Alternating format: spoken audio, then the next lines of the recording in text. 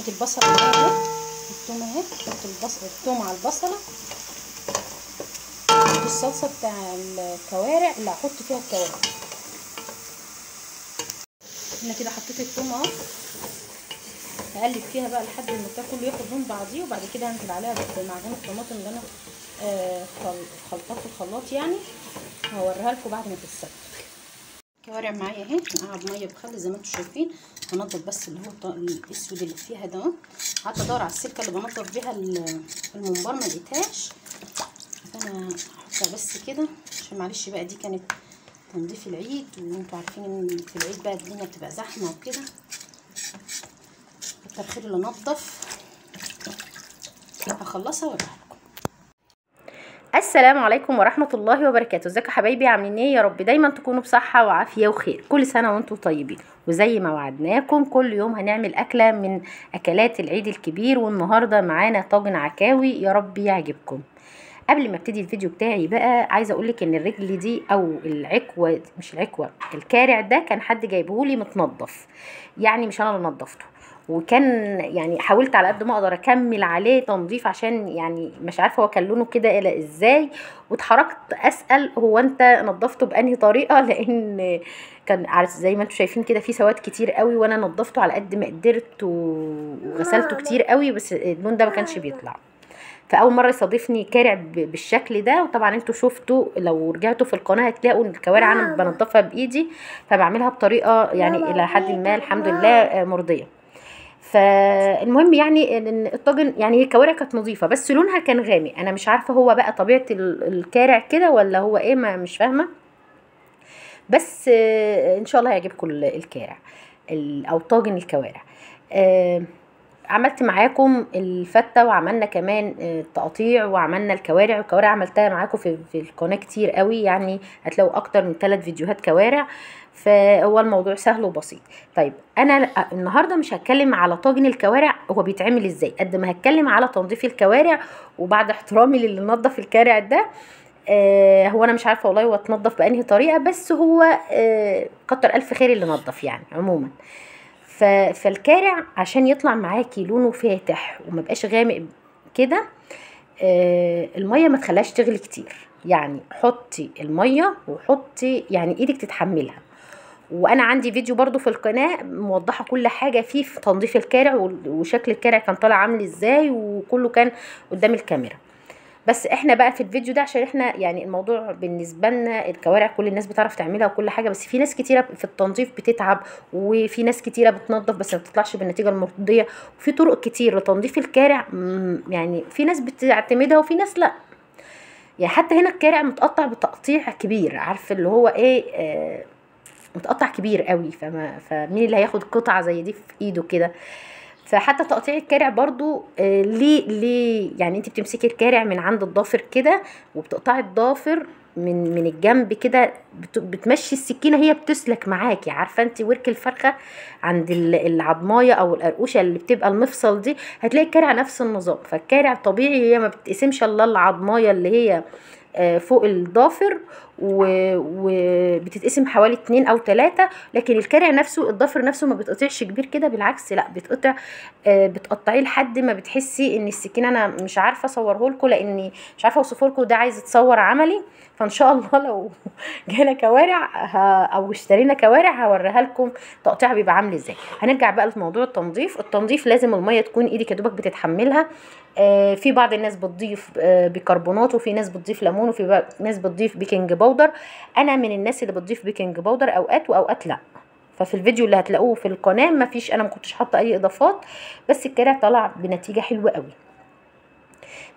وبسكينه سخنه وبتشتغلي على طول اتجاه منبت الشعر، فبتلاقي الدنيا سلكت معاكي. طيب لا تشيطي بقى ولا تحلقي ولا الكلام اللي انا بسمع عنه ده. يعني في ناس، وعلى ما اظن ان الكارع ده متنضف تنظيفه التشييط، اللي هم بيحطوه بيبلوه ويروحوا حاطينه على شعله او على النار مباشره وينضفوه بالطريقه دي، هو ده اللي بيغمق معاكي لون اللحم بتاع الكارع.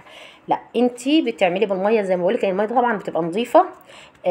بتغسلي على طول بميه بملح بخل، وممكن ما تضيفيش ملح برضو عشان الكارع طبعا بتبقى اللحمه ممكن بتبقى بتتحمل في السوا اكتر، فمش عايزين نضيف ملح خالص. فهتضيفي ملح بتاع ليمون وخل وتضيفي ميه وخل وتدعكي وتمسحي فيها على قد ما تقدري لحد ما تحسي ان هي بتفتح معاكي لوحدها. الخل هو اللي بيفتح لون الكارع. بعد كده بتشطفيها حلو قوي، عايزه تشيليها متقطعه بتشيليها، عايزه تشيليها سليمه بتشيليها، على حسب ما انت عايزه. دي طريقه تنظيف الكارع. لكن التشييط هو بيجزي معاكي لما بتبقى الدنيا زحمه وانت عايزه تنجزي وكل حاجه، بس والله برضو تنظيف الميه ما بيفرقش وما بيعوقش، يعني الدنيا بتبقى حلوه برضو. فيعني هو ليه كذا طريقه، والطريقه اللي انت بتحبيها اعمليها. والناس بقى اللي بتحلق جيب مكان الحلاقه ده وتقعد تحلق الكارع، انا ما بفضلش الطريقه دي نهائي خالص، ونتيجه فاشله وطريقه فاشله ومش نظيفه، والكارع مهما تنضفيه برضو بتحسي ان منبت الشعر موجود، مش حلو خالص. لكن تنظيف الميه والسكينه لا، بيبقى حاجه انت حاسه بالحاجه ريحتها حلوه نظيفه حلوه، وكل حاجه فيها ما بتبقاش يعني ايه، ما بيبقاش ليها عيوب. طيب هنرجع بقى للفيديو بتاعنا النهارده بقى. زي ما قلت لك انا الكارع ده جانا متنضف بالطريقه دي، غسلته كتير زي ما شفتي، ما كانش فيه نتيجه، نقعته بميه بخل بليمون، برضو لون اللحم نفسه غامق او لون الجلد غامق، فانا يعني كتر خيري اللي نضف عموما. بس كل حاجه كل حد وطريقته في التنظيف يعني. فهو الطاجن كان زي ما شفتي كده، فانا اضطريت احمر اشوح الكوارع قبلها بعد ما غسلتها كتير قوي، وبعد كده ضفت عليها كل الخضار اللي انا عايزاه، بصل، ورق لوري، حبهان، عندك جزر حطي، كل الحاجات، طماطم، كل الحاجات اللي انت بتحبيها حطيها. بعد كده عملت بصله للتقليه بتاعه الطاجن، وهعمل هنا الرز بتاع الفته. عملت الفته طبعا معاكم، والفته طريقتها سهله وبسيطه، وانتي زي ما انتي شايفه معلقه سمنه، معلقه زيت، تشوحي الرز تشويحه حلوه قوي. بعد كده بتحطي ملح، فلفل اسود، وتنزلي عليها بالميه السخنه او الشوربه لو عندك شوربه، وبتسيبيه لحد ما يتشوح. بعد كده بعريه لحد ما بيتشرب، وبعد كده على ما بحس ان هو داخل على سوا خلاص او استوى، بروح معريه الرز عشان خاطر ما يعجنش معايا. دي طريقه الفته، وده طريق الطاجن بتاع الكوارع زي ما اتكلمنا مع بعض. هنا الكوارع كانت بتستوي. طيب عشان اسوي الكوارع سوا حلو، لان في بعض الناس بتسوي الكوارع وتيجي تطلعها بتقولك ده بتاخد سوا كتير، وانا ده انا معليه الشعله، ده خلصت الانبوبه. ده اولا بيرجع لنوع الذبيحه، لعمر الذبيحه دي كانت كبيره او صغيره. لو كبيره الكارع بتاعها بيعوق كتير. طب عشان انا اتجنب ده، وانا كده ما عنديش مثلا حاله ضغط ولا الكلام ده، بعلي النار قوي اول نص ساعه مثلا لو هو كارع كبير، بعلي النار قوي، وبعد كده بوطي النار خالص، ومعلقه سكر في الشوربه، وبسيبها بقى تستوي على نار هاديه خالص. تعليه النار تحت اي حله او تحت اي طاجن او تحت اي حاجه بتغلي ما بتسويش، انت بتهلكي غاز وخلاص. لا، النار الهاديه هي اللي بتسوي.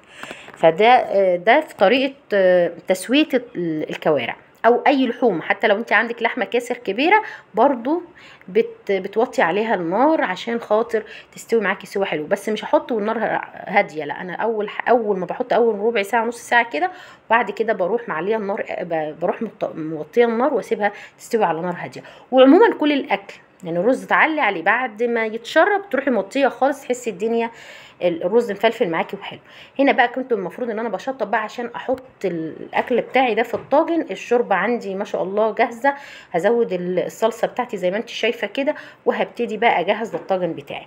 عايزه بقى تضيفي في الطاجن ده، لو انت مش هتعملي فته، تضيفي ورق عنب وتطلعي الكوارع تقطعيها حتت كده، وطبعا هي مسلوقه، وورق العنب بيبقى المفروض ان هو بيبقى مستوي. طيب لو هو مش مستوي بتطلعي الكوارع بتبقى يعني لسه فيها عضه شويه، يعني ما بتبقاش مستويه سوا كامل عشان وبتسيبيها تكمل سواها مع طاجن ورق العنب. فهو الكوارع دي انا والله ما كنتش عايزه انزل الفيديو، بس هو يعني ده اللي كان متوفر. وطبعا الكارع دلوقتي عشان تروحي تجيبيه ب 300 400 جنيه يعني مبلغ. فهو ده كانت حاجه عندي، يعني كان فيديو عندي وحبيت ان انا اوريهولكم. بس هو تقطيع الكوارع نفسه كبير قوي، فهو حلو. يلا كل سنه وانتم طيبين، اشوفكم على خير فيديوهات تاني اجمل واحسن. وهنا بقى يكون المفروض ان احنا وصلنا لنهايه الفيديو بتاعنا، بس نهايته صوتيا، لكن كملي معايا الفيديو للنهايه، هتشوفي بقى وانا بحطه في الطاجن، بحطه في الفرن، والفته بتتعمل ازاي، كل الحاجات دي. الرز كده كان جاهز، والمفروض ان انا كل حاجه المفروض كانت معايا جاهزه. اشوفكم على خير فيديوهات تانية اجمل واحسن. قبل بقى ما انهي معاكم الفيديو، دعوه لاخواتنا في فلسطين، ربنا ينصرهم اللهم امين، ربنا يجبرهم جبرا جميلا اللهم امين، ربنا يثبت خطاهم اللهم امين، ربنا يجازينا عنهم خير اللهم امين. اشوفكم على خير ومع السلامه.